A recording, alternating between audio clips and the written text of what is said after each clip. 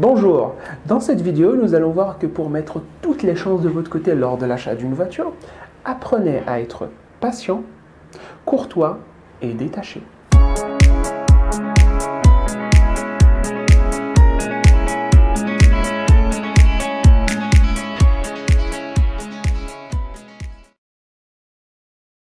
Arrangez-vous toujours pour aller voir votre vendeur dans les heures creuses, début de semaine, vacances, mauvais temps, etc. etc.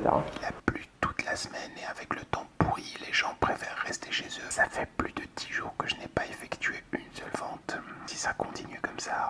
Bonjour monsieur, j'aurais besoin d'un renseignement s'il vous plaît concernant la Cadillac rouge à l'entrée du magasin. Oui, je suis à votre entière disposition. Que voulez-vous savoir exactement?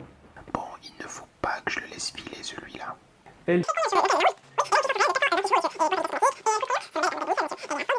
Ah, 119 000 €. Ah, ok. Le prix a l'air de lui poser problème. Il ne faut pas qu'il m'échappe. Le modèle à côté est un modèle 2017 de couleur gris métallisé, un très bon choix Ah pour... non, je n'aime pas le gris métallisé, je préfère le modèle 2016 de couleur rouge. Très bien monsieur, hein, le rouge se marie à toutes les saisons. Mais 119 000 €, c'est... une prochaine fois peut-être. Attendez monsieur, ne partez pas, je suis sûr qu'on va réussir à trouver un arrangement. Il ne faut absolument pas qu'il m'échappe. Si votre vendeur est assailli de clients, vous aurez plus de difficultés à négocier.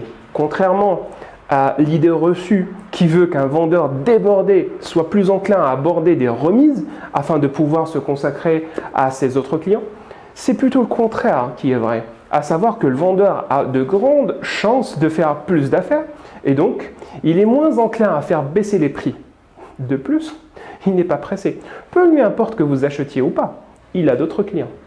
Non, c'est une qualité supérieure. Bonjour monsieur. Il ne voit pas que je suis occupé celui-là.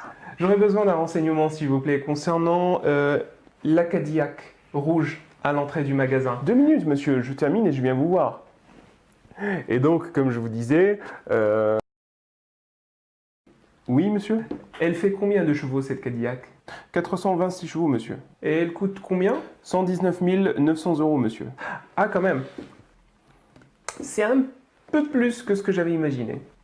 Y a-t-il moyen de négocier un peu le prix? Bon, il n'a pas l'air très sérieux ce client. Je n'ai ni l'envie ni le temps de marchander. Surtout que j'ai d'autres clients qui m'attendent. Non monsieur, pas pour ce modèle de voiture. Bon ben, une prochaine fois peut-être. Très bien, bonne journée monsieur. Ensuite, soyez détaché, ne soyez pas pressé. Ne vous montrez pas trop intéressé par avoir tel ou tel modèle qui est exposé dans le showroom.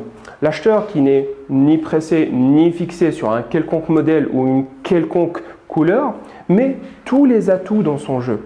Il peut passer dans plusieurs concessions en demandant par exemple si le modèle qui l'intéresse est disponible et en faisant savoir qu'il n'est pas vraiment fixé sur la couleur ni sur une finition spécifique. Ah non, je n'aime pas le gris métallisé, je préfère le modèle 2016 de couleur rouge. Très bien monsieur, hein, le rouge se marie à toutes les saisons. Bon, je vous remercie de vos explications, je vais réfléchir tranquillement chez moi et je vais probablement revenir vous rendre visite la semaine prochaine. Il ne faut absolument pas qu'il m'échappe. Je vais lui proposer un tour pour le faire craquer. C'est que c'est un modèle rare et très prisé des collectionneurs. Ne voulez-vous donc pas faire un petit tour avec? Oui, pourquoi pas? Alors, qu'en pensez-vous? Excellent modèle, belle sensation au volant, franchement, rien à dire. Bon, je vous remercie encore une fois pour vos explications et de m'avoir laissé la conduire. Et je vais réfléchir tranquillement chez moi et je vais probablement revenir vous rendre visite la semaine prochaine. Attention, être détaché ne veut pas dire manquer de courtoisie. Il faut être à la fois détaché et courtois, afin de ne pas rompre le dialogue. Il est inutile de vous rappeler que la négociation est un jeu dans lequel il faut rester souriant. Entre gens de bonne compagnie, on arrive toujours à trouver un terrain d'entente. Et je vais réfléchir tranquillement chez moi. Je vais probablement revenir. Mais comme je vous ai déjà expliqué, c'est un modèle rare et très prisé des collectionneurs. Vous risquez de plus la trouver, hein? Surtout qu'on dirait que ce modèle a été spécialement fait pour vous.